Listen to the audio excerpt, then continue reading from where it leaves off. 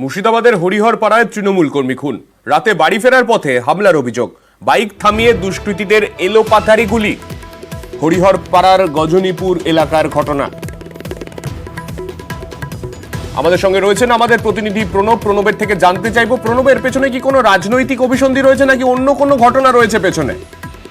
দেখো, পুলিশ সমস্ত ঘটনারই তদন্ত করছে। এখনো পর্যন্ত পরিবারের পক্ষ থেকে অভিযোগ দায়ের করা হয়নি, কারণ মৃতদেহের কাছেই পরিবারের লোকজন আছে, তারপরে তারা অভিযোগ করবে বলে জানিয়েছে। কিন্তু পুরো ঘটনা কিন্তু তদন্ত করছে হরিহরপাড়া থানার পুলিশ। তবে তার পরিবারের দাবি যে বছর তিনেক আগে তাদের পরিবারের সঙ্গে প্রতিবেশী জমি জায়গা কেনা সংক্রান্ত একটি বিবাদ চলছিল। সেই বিবাদের ঘটনার জেরে তুমি সঙ্গে থাকো, পরিবারের তরফে কি বলা হচ্ছে একবার শোনাবো।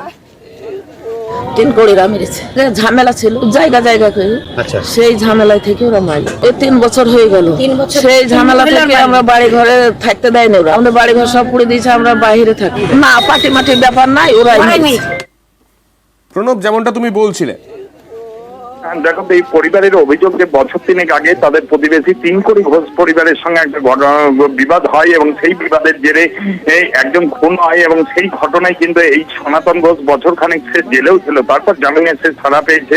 তারপর তার পরিবারের লোকরা কিন্তু তার বেশ কিছুদিন গ্রাম ছাড়া ছিল। তারপর এই পুলিশের তৎপরতায় তারা গ্রামে ফিরে এসে বসবাস শুরু করেন কিছুদিন আগেই।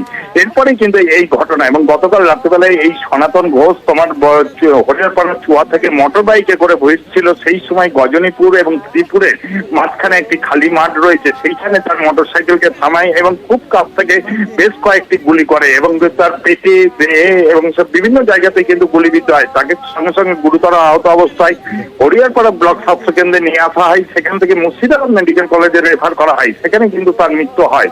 এবং এই ঘটনায় যদিও পরিবারের দাবি সে তৃণমূল করে এবং এই ঘটনার জেরে কে বা কারা কোন উদ্দেশ্যে তাকে খুন করলো সেই ঘটনা কিন্তু তদন্ত করে দেখছে। এবং বিজেপির দিকে কিন্তু অভিযোগের তীর তুলেছে পরিবারের কেউ কেউ, যে পরিবারের পক্ষ থেকে কিন্তু সেই অভিযোগ করা হয়েছে। যদিও বিজেপির দাবি যে এই ঘটনার সঙ্গে কোনো রাজনৈতিক কোনো সম্পর্ক নাই, এটি একদম জমি জায়গা সংক্রান্ত ঘটনা এবং পুলিশ তদন্ত করলে কিন্তু আসল তথ্য উঠে আসবে।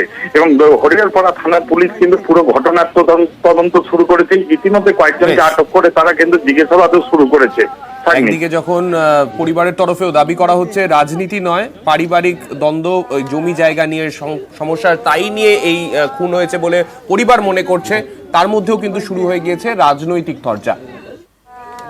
আমাদের পাড়াগ্রামের সনাতন আমাদেরই তৃণমূল কংগ্রেসের কর্মী, তাকে গুলি করেছে কে বা কারা, গাড়ি করে এসেছে, এসে এদের বাইকে নাকি ধাক্কা দিয়েছে, তারপরে গুলি করেছে। হয়তো পার্টির কোনো একটা ব্যাপার থাকতে পারে, বিজেপি করেছে এটা। গোটা বাংলা জুড়ে আজকে তৃণমূলের যে অত্যাচার মানুষ দেখছে, মানুষ এসব বিশ্বাস করে না, মিথ্যা কথা মানুষ পছন্দ করে না। এটা জমি সংক্রান্ত ব্যাপার, যেখানে বুথে বেশি ভোট লিড পেয়েছে বিজেপি, তাদেরকে চমকাচ্ছে ধমকাচ্ছে। বিজেপি এরকম কোনো ঘটনার সঙ্গে জড়িয়ে থাকে না।